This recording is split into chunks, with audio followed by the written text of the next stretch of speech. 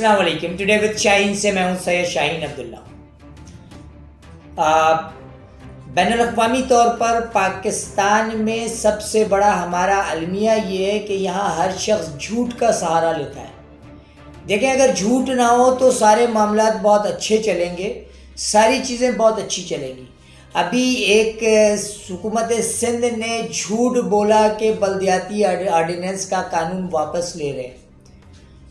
شاید جماعت اسلامی جو کہ گزشتہ 25-30 سالوں سے مردہ ہو چکی تھی, اس کو سیاسی زندگی یا سیاسی دوام بخشنے کے لیے یہ سارا ڈرامہ رچایا گیا تھا کہ حافظ نعیم الرحمن 1.25 مہینے سے بیٹھے ہوئے تھے دھرنے پہ, اور مراد علی شاہ صاحب کی اس یقین دہانی پہ کہ ہم واپس لے رہے ہیں, انہوں نے اپنا دھرنا مؤخر کر دیا. ایک دھرنا متحدہ قومی موومنٹ کا اور 45 دن کے جماعت اسلامی کے دھرنے کا رزلٹ ایک آیا. دیکھیں مراد علی شاہ صاحب جماعت متحدہ قومی موومنٹ کے اس شہید کارکن کے گھر جاتے ہیں, وہاں تعزیت کرتے ہیں, پوری بیوروکریسی کوشش کرتی ہے. کیا کراچی اور حیدرآباد کے عوام پڑھے لکھے نہیں ہیں؟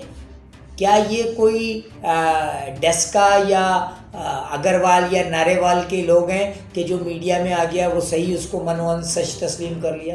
یہ سیاسی طور پہ اور تعلیمی طور پہ بڑے سلجھے ہوئے اور دانشمند لوگ ہیں.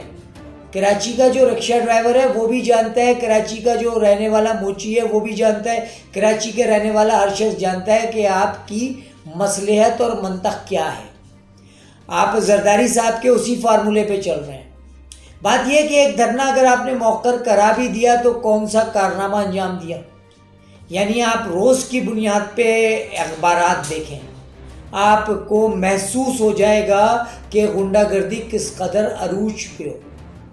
ابھی پچھلے دنوں اغوا برائے تاوان کا ایک ملزم پکڑا جاتا ہے, زہیب قریشی نام ہوتا ہے اس کا. اس کو سی ٹی ڈی والے لے کے استداد دہشت گردی کی عدالت میں جاتے ہیں. وہاں سے وہ طارق روڈ جاتا ہے جوتے خریدنے کے لیے اپنی پرائیویٹ کار میں, اور وہ افسران جو جیل پولیس کے تھے جو اس کو جیل چھوڑنے کے لیے جا رہے تھے وہ بھی سندھی اسپیکنگ تھے. بات چیت ہوتی ہے, افسران نے اس کو وہاں سے بھگا دیا طارق روڈ سے. کائنات کڈنیپ فار رینسم کیس کا مرکزی ملزم.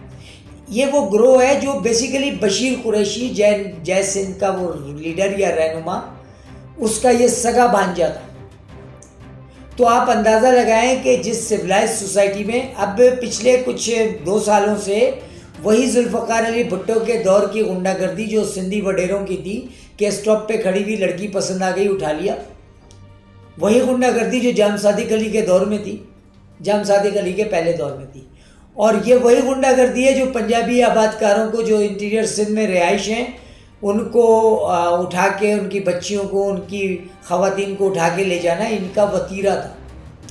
اور انہی سب چیزوں کی وجہ کر کراچی اور حیدرآباد کے اردو بولنے والے لوگ استعمال ہوئے. 1986 میں 85 میں 84 میں متحدہ قومی موومنٹ کی باغ دوڑ ڈالی گئی. یعنی ڈالی تو 79 میں APMS آل پاکستان ماجر اسٹوڈنٹ آرگنائزیشن وجود میں آئی تھی, لیکن 1981 میں یہ ایک فلاحی تنظیم کے طور پہ کام کر رہے تھے, اور پھر 82-83 کے بعد انہیں یونائٹ ہونا پڑا سارے مہاجروں کو. اچھا, یونائٹ کرنے کے لیے بھی پٹھانوں کو استعمال کیا گیا. پٹھان وہ افغانی پٹھان نہیں, کیونکہ پٹھانوں کا کوئی معاشی تصادم نہیں ہے آپ سے. موچی کا کام وہ کرتے ہیں, آپ نہیں کر سکتے ہو. کھدائی کا کام وہ کرتے ہیں, آپ نہیں کر سکتے ہو. وہ محنت کش جفا کش قوم ہے, وہ محنت کرتی ہے, محنت کر کے روزی روٹی کماتی ہے. یہ سارا کا سارا جو قصبہ علی گڑھ یا سوراب گوٹ پہ جو واقعات ہوئے تھے یا جو پکا قلعہ کے واقعات تھے اس میں ملوث تھا کرمنل افغان رجب.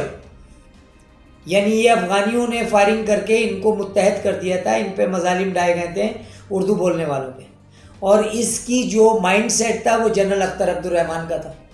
یہ وہی مائنڈ سیٹ تھا جس کی ضرورت اب فیڈریشن کو ہے کہ سندھ کو اگر ٹوٹنے سے بچانا ہے تو دیہی اور شہری علاقوں میں ڈیوائڈ کرنا پڑے گا. اب کل جناب مصطفیٰ کمال صاحب اپنا کمال دکھانے فوارہ چوک جا رہے ہیں. مجھے پتہ ہے 5-10-7 ہزار کا مجمع وہ بھی اکٹھا کر لیں گے, لیکن یہ قوم اس وقت متحد ہوتی ہے جب ان کو 86 میں 84 میں متحد کرنے والی آواز دوبارہ ان کے کانوں میں آئے تو یہ قوم متحد ہوگی. اور جب یہ قوم متحد ہو جائے گی تو سندھو دیش کی کوئی وڈارا شاہی، کوئی بیوروکریسی اس قوم کو تیسرے درجے کا شہری نہیں بنا سکے گی. ابھی تو صورتحال یہ ہے کہ سندھ کی بیوروکریسی میں کوئی اردو اسپیکنگ کا وجود نہیں ہے.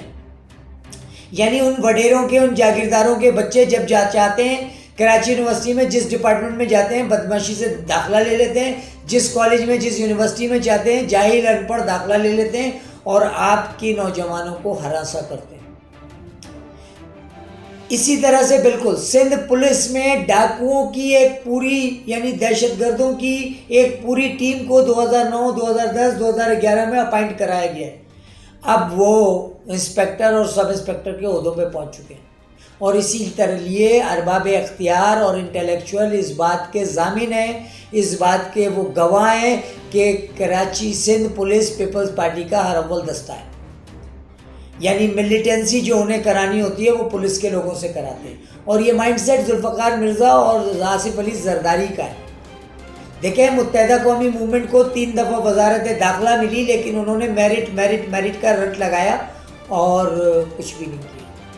ذوالفقار مرزا کو 1 دفعہ وزارت داخلہ ملا، اس نے لیاری گینگ وار لاڑکانہ رٹو ڈیرو حیدرآباد سے 11,000 لوگوں کو پولیس میں اپائنٹ کرا دیا اور وہی لوگ آج پاکستان پیپلز پارٹی کی قوت بنے.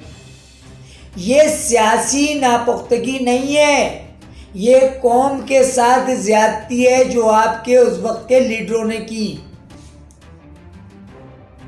جناب میں اس چیز کا گواہ ہوں، کراچی یونیورسٹی میں انٹیریئر سے میٹرک انٹر پاس لوگ آتے تھے جنہیں یہاں گریڈ 16-17 پہ گورنر ہاؤس سے اپائنٹمنٹ دی جاتی تھی. کیوں جی؟ یہ کھوسو صاحب نے بھیجا ہے. کیوں جی؟ یہ آغا سراج درانی نے بھیجا ہے.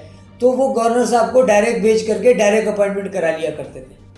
آج ان کی میجورٹی اتنی ہو گئی ہے کہ آپ مائنورٹی میں ہیں اور یہی وجہ ہے کہ 3-3.5 کروڑ کی نفوس کی آبادی جو ہے اس کی مردم شماری 1.5 لاکھ میں ہوتی ہے کہ جی ان کی تعداد 1.5 لاکھ ہے، 2 لاکھ ہے. مقصد ان کی پورے کے پورے آپ کا بلدیہ کا جو انفراسٹرکچر ہے اس کو تبدیل کر دیا گیا ہے. آپ کی کانسٹیٹیوشنز تبدیل کر دی گئی ہیں کیونکہ الیکشن اگر ہوں گے بلدیاتی تو کونسلر اور بی ڈی ممبر سارے پیپلز پارٹی کے ہوں گے. کتنا عجیب سا مسئلہ ہے کہ آپ کے تینوں صوبوں میں میٹروپولیٹن سسٹم ہے اور آپ کے یہاں 73-74 والا بی ڈی ممبر سسٹم ہے. کیوں؟ کیونکہ آپ کی جو کراچی اور حیدرآباد کی ریجن ہے اس کو سندھ گورنمنٹ تسلیم کرنے کے لیے تیار ہی نہیں ہے. وہ یہ کہتے ہیں کراچی اور حیدرآباد میں تیسرے درجے کے لوگ ہیں جو یہ ان کے کمین ہیں. حالانکہ تعلیم میں، ہنر میں، ہر چیز میں، پیسے میں، ہر چیز میں یہ ان سے بہت زیادہ ہے. لیکن انہوں نے جو چالیں چلی ہیں آصف علی زرداری نے، اس نے اس قوم کو تیسرے درجے کا شہری بنا دیا ہے. ابھی بھی وقت ہے. اگر یہ مہاجر رہنما جو ہیں خاص کے مصطفیٰ کمال، فاروق ستار، خالد مقبول صدیقی اور آفاق احمد، یہ آفاق احمد کی سرپرستی کو تسلیم کر لیں کیونکہ وہ واحد تنظیم ہے، واحد لیڈر ہے جو ابھی تک مہاجر نام پہ اپنی سیاست کر رہے ہیں. جب آپ نے متحدہ کو تسلیم نہیں کیا تو انہیں مہاجر ہی رہنے دیں. جب یہ مہاجر بن جائیں گے تو پھر یقیناً سندھی بیوروکریسی وہ سب کچھ نہیں کر سکے گی جو وہ کر رہی ہے. ٹوڈے وتھ شاہین سے سید شاہین عبداللہ کو اجازت دیجیے.